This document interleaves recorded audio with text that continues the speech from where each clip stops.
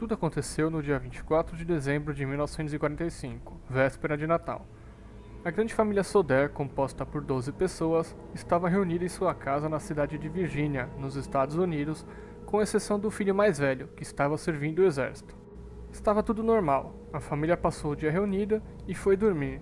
Por volta de 1 hora da manhã, já do dia 25 de dezembro, a mãe, Ginny Soder, acordou com um barulho que vinha do telhado, uma espécie de estampido, seguido de um barulho de algo rolando, mas sem dar muita importância voltou a dormir. Porém, pouco tempo depois, um cheiro de queimado fez com que novamente Ginny fosse acordada, e percebendo o incêndio, ela começa a correr pela casa acordando o resto da família. Ela consegue agarrar 4 de seus filhos e sair junto com seu marido George, porém 5 permaneceram dentro da casa: Martha, Lois, Maurice, Beth e Jane. Por ser Natal, os pais deixaram os 5 brincarem no sótão até mais tarde, que acabaram dormindo por lá. O pai ainda tentou subir para pegar seus filhos, porém, a escada interna estava em chamas, e a escada externa, que também dava acesso ao sótão, inexplicavelmente havia sumido. Em uma atitude desesperada, o pai correu para seus carros, que haviam sido utilizados normalmente durante toda a semana, porém, nenhum deles funcionou. Uma das filhas resolveu ir até a casa de alguns vizinhos, pedindo para que ligassem para os bombeiros, porém ninguém atendia devido aos socorristas estarem, em sua maioria, na guerra. Um dos vizinhos chegou a pegar seu carro e ir até a cidade, alertando o chefe dos bombeiros a respeito do incêndio.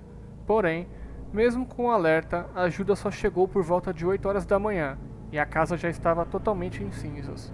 Como já não havia muito o que fazer, começaram as buscas pelos corpos das 5 crianças que haviam ficado dentro da casa.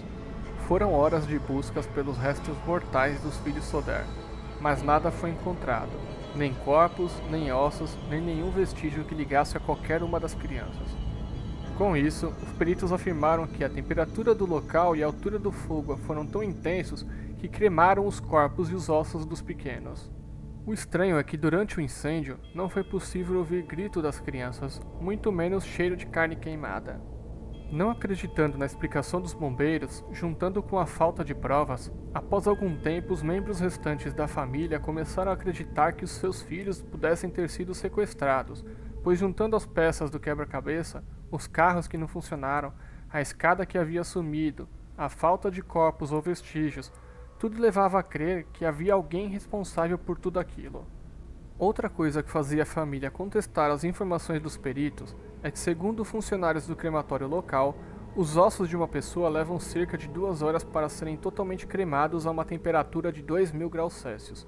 Porém, a casa foi totalmente às cinzas em apenas 45 minutos. Outra coisa estranha é que alguns dias antes do acontecido, um homem estranho havia estado na casa e perguntou sobre o trabalho de George, que exercia a função de transportador de carvão, e indicou que 2 caixas de fusíveis localizadas na parte de trás da casa poderia causar um incêndio, mesmo que toda a fiação da casa tivesse sido trocada e inspecionada pela companhia de engenharia elétrica há pouco tempo. Meses antes desse estranho aparecer na casa, um corretor de seguros também esteve presente no local oferecendo uma apólice de seguro residencial ao pai da família, alegando que a casa não parecia segura e que poderia acontecer um incêndio. Segundo uma perícia realizada na casa após o incêndio, o fio de telefone da casa parecia ter sido cortado e não derretido, e a luz do andar térreo estava funcionando normalmente, descartando a possibilidade de curto-circuito.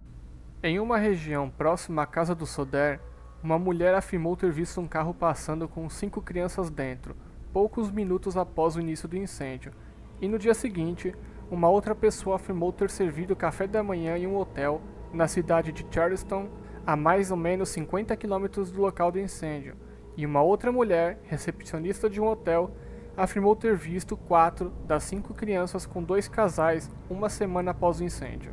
Outra testemunha informou que, pouco antes do incêndio, viu algumas bolas de fogo sendo arremessadas na direção do telhado da casa da família, o que coincide com o barulho que fez a mãe das crianças acordar no meio da noite.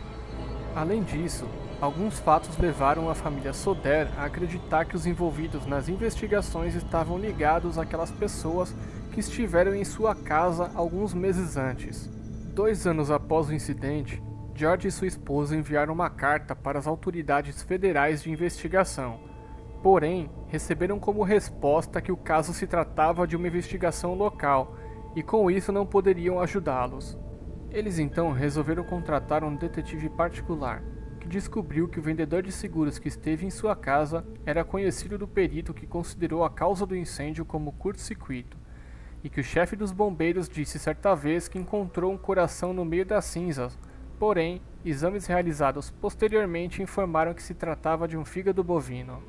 4 anos após o incêndio, a família recebeu uma carta sem endereço do remetente, apenas com a cidade de Kentucky, com a foto de um rapaz e com o nome Louis Soder. Imediatamente a família mais uma vez contratou um detetive e enviou para a cidade de onde veio a carta. Porém, o detetive simplesmente desapareceu e a família nunca mais teve notícias do mesmo. Desde então, os pais não tiveram mais nenhuma informação a respeito de seus filhos, até a morte de George em 1968, que passou o resto da vida em busca de uma resposta, e de Ginny, que faleceu em 1989 e usou preto em forma de luto até seu último dia de vida. Os irmãos sobreviventes e seus filhos continuaram a busca por informações e até hoje acreditam que os desaparecidos foram sequestrados e que passaram todos esses anos sem entrar em contato com seus pais para protegê-los de alguma coisa. Mas e você? O que acha desse caso? Você acredita na versão dos bombeiros de que as crianças realmente morreram no incêndio? Ou acredita na família que diz que seus entes queridos foram raptados? Tem alguma teoria diferente das que mostramos? Deixe nos comentários. E lembrando que se você tem algum mistério que gostaria que trouxéssemos ao canal, fique à vontade para deixá-los também nos comentários. Muito obrigado e até o próximo vídeo.